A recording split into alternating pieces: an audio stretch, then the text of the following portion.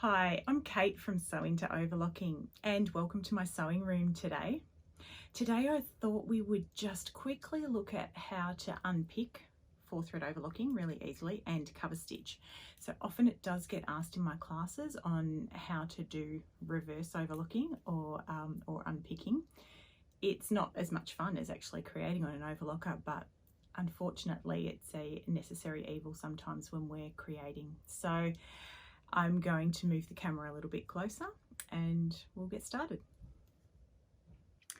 Okay, so we're going to start with the no swear version of unpicking 4-thread overlocking, and it does look quite daunting when you see how many threads are running through there, but if you haven't seen this method before, you'll be surprised at how super easy it is. So if you've done a class with me in the past, you know I talk about the top of the work being the side where you see the 2 rows of needle stitching. So you've got your left and right needles sitting side by side there, and the back of the work is where you just have the lower looper. So it's this side that we're working with, and we're going to start with the right needle thread. So it's that row that's running through the center. So grab your very handy tweezers. What I like to do is fish out that right hand needle thread at the start and the end. Just makes it a bit easier to work with. And what we're going to do is just, if I put the tweezers down, you might be able to see this a bit better, just gently remove the thread, because it's really just sort of laying in there with our overlocking. So if you've got a really long seam you're working with, you may choose to snip at sections and work with smaller lengths of thread, and that's okay too. Okay, so my right needle is now removed. So that looks like a 3-thread wide overlock. Same process of getting the left needle thread.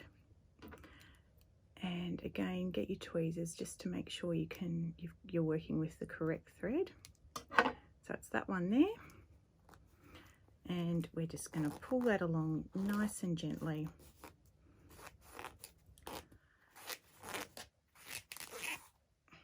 And the overlocking will just come apart.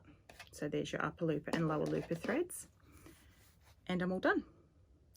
So cover stitch is super easy.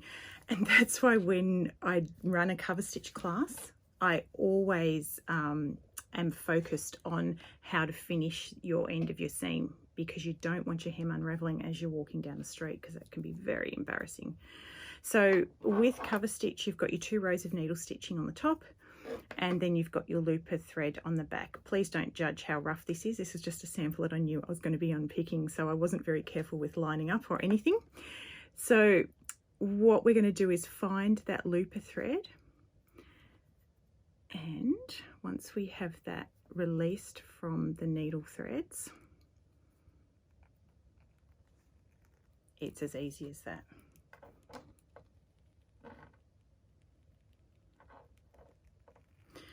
So we just remove that looper thread all the way along, and the needle threads will just pull out as well.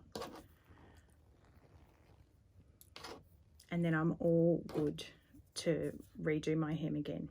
But that is the very reason that it's really important that you do finish your cover stitch hems securely, because if the thread does get loose, that's going to happen to you every time.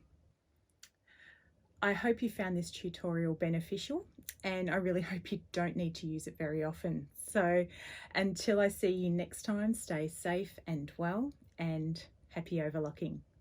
Bye for now.